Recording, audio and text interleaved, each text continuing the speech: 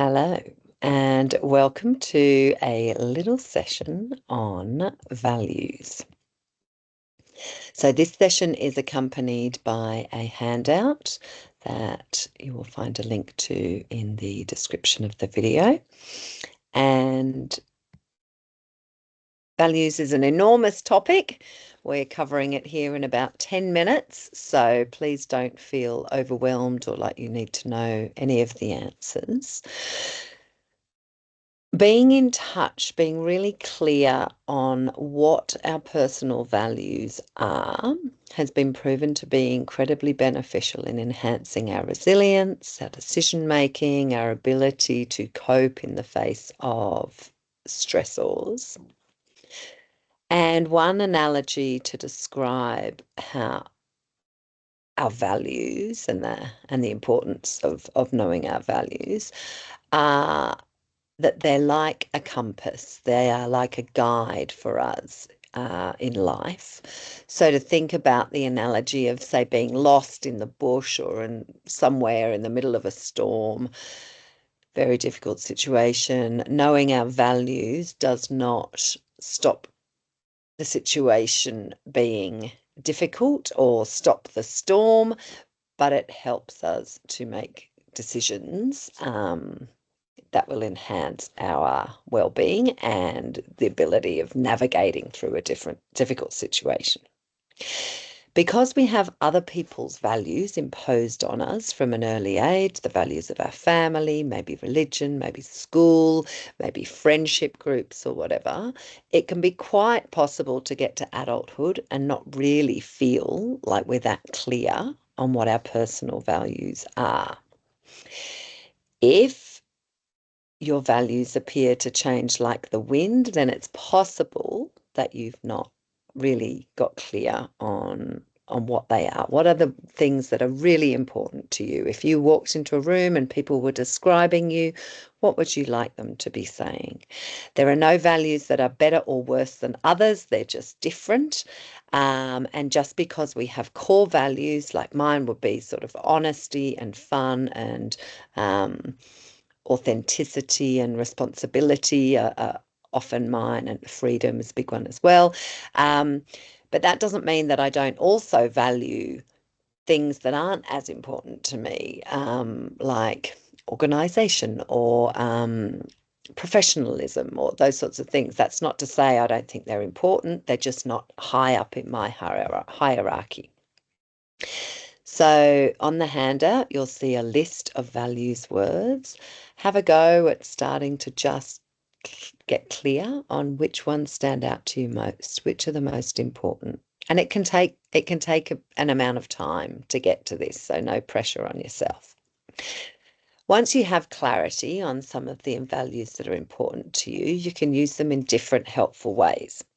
One of these is with the values bullseye, and this is on your handout, but the basic premise of this activity is that we can use it as a bit of a snapshot, a moment in time of our life as it is right now, and separating our life into different segments.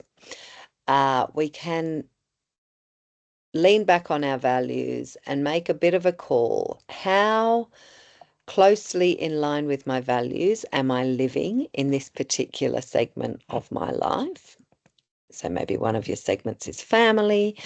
If one of your main values is connection and you are feeling really well connected with your family at the moment and you have regular catch-ups or whatever you need to do to feel connected, then you would give yourself a little mark close in to the center of the bullseye.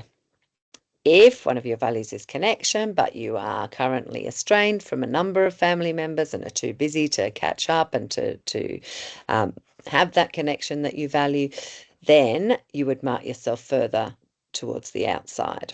And the idea then is not to fall into a pit of shame about your result.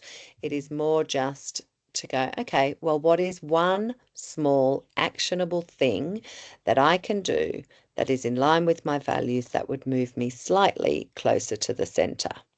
Because the evidence says that when we make any small move to get closer to the center, it has a massive payoff in terms of our overall well-being.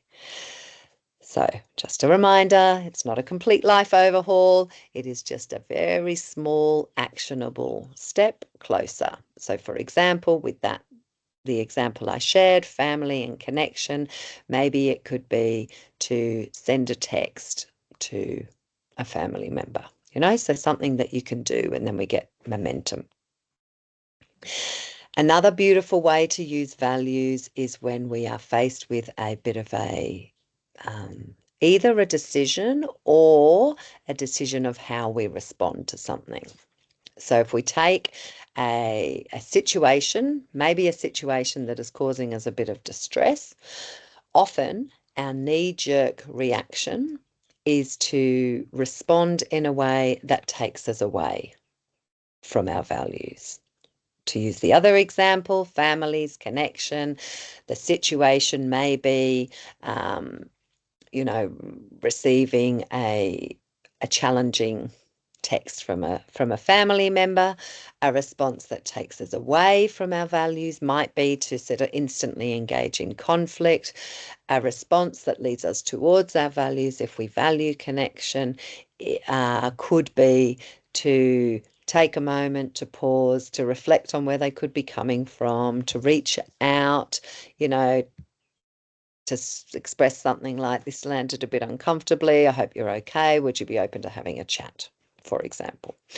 The challenge in this is finding the space where we can choose our reaction. And that's when our breathing and all of the things that help to regulate our emotions can come into play. And it's not wasted if we just do it in hindsight. Okay, I just reacted then. It was really not in line with how the person I want to be, how I want to be living my life.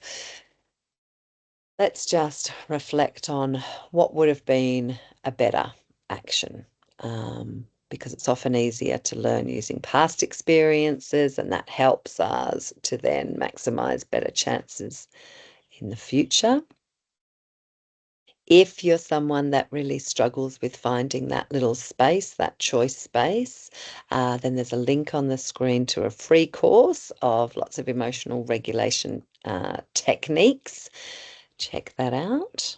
I hope that this has been helpful, and please stay in touch, provide any feedback.